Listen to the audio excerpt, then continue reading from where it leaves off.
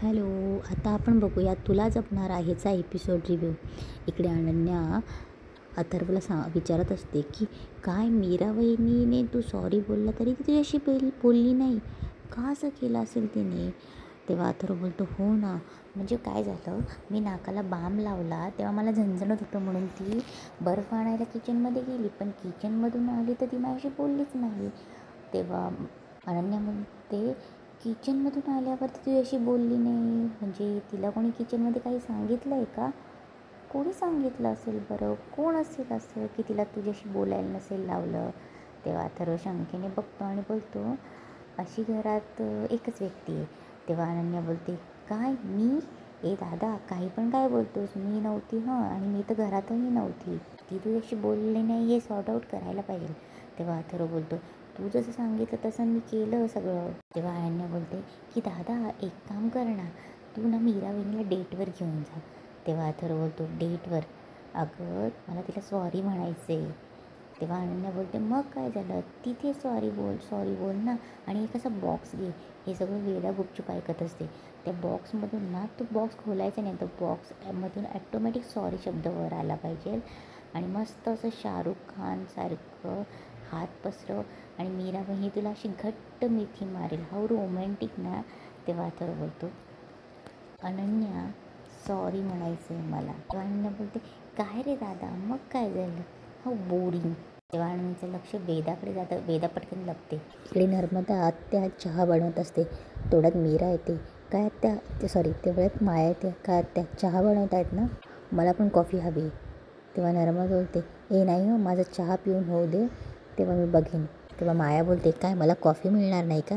तेव्हा नर्मदा बोलते की माया असे किती दिवस तुझ्या बहिणीच्या घरात राहणार आहे, स्वतःचं काही बघ. अगं घराच्या बाहेर पड जरा. किती दिवस अथर्वशी लग्न करायचं इच्छा बाळगून राहणार आहे, ते तर तुझं काही झालं नाही. आता घराच्या बाहेर पड, चांगला मुलगा बघ, लग्न कर, संसार थाट. तेवढं तिथे अंबिकाही आलेली असते. तेव्हा अंबिका तिच्याकडे त्यांची बोलणं ऐकून म्हणत असते की ह्या दोघी एकमेकींच्या उणीध्यानी काढतायत. मला असं नाही वाटत की ह्या दोघींनी मिळून काही कट रचला असतील.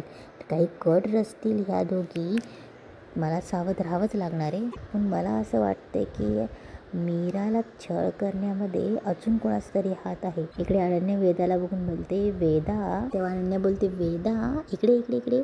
तेव्हा वेदा तिथे येते. तेव्हा अनन्या अथर्वकडे बघते. तेव्हा अथर्व बोलतो काय करतेस तू इथे? ते आमचं बोलणं चोरून ऐकत होती. तेव्हा वेदा बोलते सॉरी बाबा, पण मी तुला एक आयडिया सांगू. तेव्हा अथर्व बोलतो कसली आयडिया? तेव्हा वेदा बोलते आईला पटवायची. तेव्हा अथर्व आणि अनन्या एकमेकांकडे बघायला लागतात. तेव्हा अथर्व वेदाकडे बघून बोलतो की वेदा कुठून ऐकला हा शब्द? तेव्हा वेदा बोलते माझी एक मैत्रीण ना आरोही, तिच्या दादाकडून. तेव्हा अथर्व बोलतो तिला जे बोलायचं ते बोलू दे, पण तू असले शब्द वापरायचे नाही हं. तेव्हा वेदा बोलते सॉरी बाबा, पण बाबा मी तुला माझी आयडिया सांगू? तेव्हा अथर्व बोलतो नको आहे मला तुझी आयडिया, जा तू जाऊन अभ्यास कर जा. तेव्हा वेदा नाराज होते. तेव्हा अनन्या बोलते वेदा आता विषय निघालाच आहे तर ऐकूयात ना तिची आयडिया. तेव्हा वेदा खुश होते. तेव्हा वेदा बोलते बाबा तू आईला घेऊन मस्त गेम झोनमध्ये जा, तिथे मस्त तुम्ही गेम खेळा आणि मग नंतर बर्गर खा आणि मग बर्गर खाऊन झाल्यानंतर मस्त मूव्हीला जा आणि मग संध्याकाळी मस्त पाणीपुरी खा. तेव्हा अथर्व शंकेने बघतो. तेव्हा अनन्या बोलते वाह वेदा वा, काय मस्त आयडिया सांगितली दादा. तू वहिनीला घेऊन जा, मस्त गेम झोनमध्ये जा, बर्गर खा, पाणीपुरी खा. तेव्हा अथर्व बोलतो what is wrong with you, तुम्ही काय प्रेमाचे सल्ले देत आहेत मला. तेव्हा अथर्व बोलतो मला तिला सॉरी म्हणायचं आहे आणि तेही कारण की माझ्याकडनं चूक झाली होती आणि त्याच्यामुळे मला तिला सॉरी बोलायचं आहे. नको आहे मला तुमची idea, thank you for your input. तेव्हा अथर्व तिथून निघून जातो. आपली नर्मदा बोलत असते की एक काम कर, तू ना कॉफी ना तुझ्या बहिणीला सांग जा. हे बघ आली रामपुरींची सून, ओ रामपुरींची सून तुमच्या बहिणीसाठी कॉफी बनवून द्या. तेव्हा माया बोलते काय गं मीरा, ऐकलं नाहीस? तेव्हा नर्मदा तिथून चालली जाते. तेव्हा माया उगाचच मीराला टोमणे देत असते. काय गं तू सांगणार होतीस ना रामपूर की मी तुझी बहीण नाही म्हणून, कुठे गेली तुझी हिंमत? आणि तू हेही सांगणार होतीस की अंबिकाचा खून मी केला आहे म्हणून, हिंमत गेली का तुझी? सांगणार होतीस ना, सांग ना, नाही का उत्तर तुझ्याकडे? तेव्हा अंबिका बोलते, मीरा तू हिच्याकडे लक्ष देऊ नकोस. हिला हे दाखवायचं आहे की तू रागाच्या भरात काहीही करू शकते, पण आपल्याला तसं करायचं नाही, थोडं थांब मीरा. तेव्हा अंबिका बोलते, आत्ता ती वेळ नाही आहे मीरा, चल. आणि मीराला ती घेऊन जाते. इकडे ब्रेकफास्टला अथर्व पण येतो. अथर्वचं नाक लाल झालेलं असतं, तो रुमाल घेऊनच आलेला असतो. इकडे मीरा किचनमधून बाहेर येते. तेव्हा अंबिका तिला सांगत असते की मीरा त्या मायाच्या नादी लागू नकोस, ती तसलीच आहे, थांब जरा, आपण तिचं बेत नंतर बघूया म्हणून आली ती. तेव्हा माया फुल देऊन मीराला तिथून निघून जाते.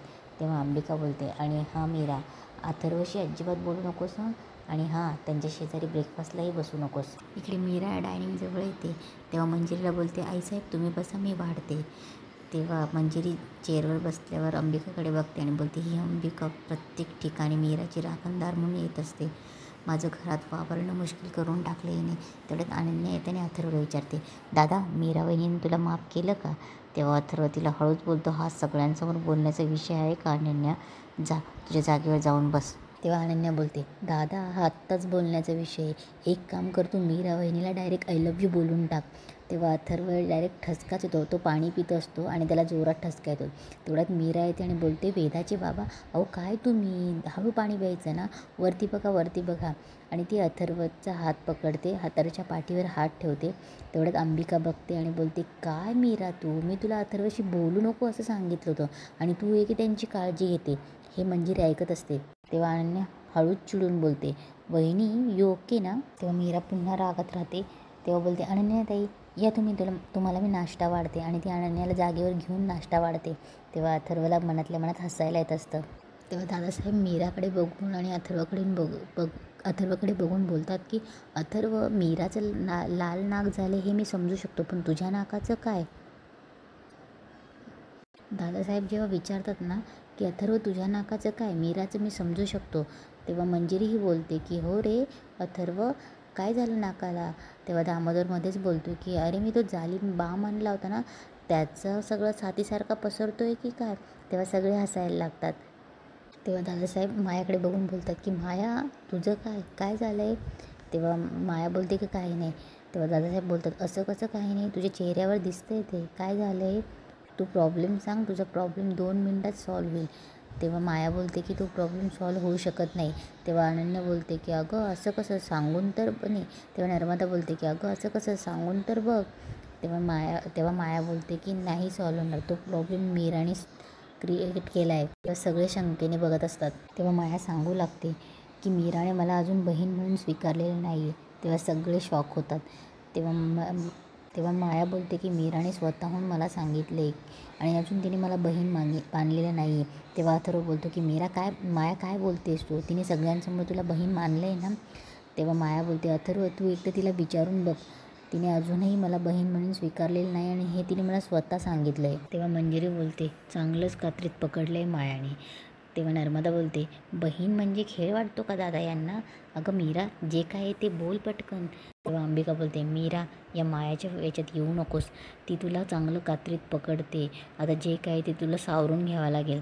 तेव्हा अथर्व बोलतो की मीरा माया जे बोलते ते खरं आहे का? तेव्हा मीरा शांत होते. तेव्हा अथर्व बोलतो की ओ तो आत्ता लक्षात आलं माझ्या, तुझ्या ताईचं नाव राधाताई आणि तू मायाला राधाताई म्हणत नाहीस हो ना? तेव्हा अथर्व बोलतो, मीरा बोल. तेव्हा मीरा बोलते, ही माझी राधाताई राहूच शकत नाही. तेव्हा मायाला थोडं भीती वाटते, माया आणि मंजिरीला. तेव्हा माया मनात बोलते की खरं तर पुढचं सांगणार नाही ना? तेव्हा मीरा बोलते, राधा हे माझ्या बहिणीचं नाव होतं आणि ते पण लहानपणी, त्यानंतर ही माया नावानेच आयुष्य जगली आणि मग मी कोण आहे ना तिचं मायाताई नावाची ओळख मिटवणारी. तेव्हा अथर्व बोलतो, ते कळलं आहे आम्हाला, पण तू तिला बहीण मानत नाही याचं काय? तेव्हा मीरा बोलते, अहो ते अर्धवट सत्य आहे. तेव्हा मीरा पुढे येते आणि बोलते, मायाताई अगं तू माझी बहीण नाहीस हे मी म्हणाले होते, पण त्यापुढे मला बोलायचं होतं, पण तू ते ऐकूनच नाही घेतलंस, आधीच गैरसमज करून निघून गेलीस. तेव्हा नर्मदा बोलते, हो का मीरा, मग आत्ता सगळ्यांसमोरच सांगून टाक ना काय सांगायचं होतं ते. तेव्हा मीरा बोलते, हो आत्या मी तेच सांगते, मायाताई तू माझी बहीण नाही आहे, एवढं बोलते आणि इथेच एपिसोड संपतो.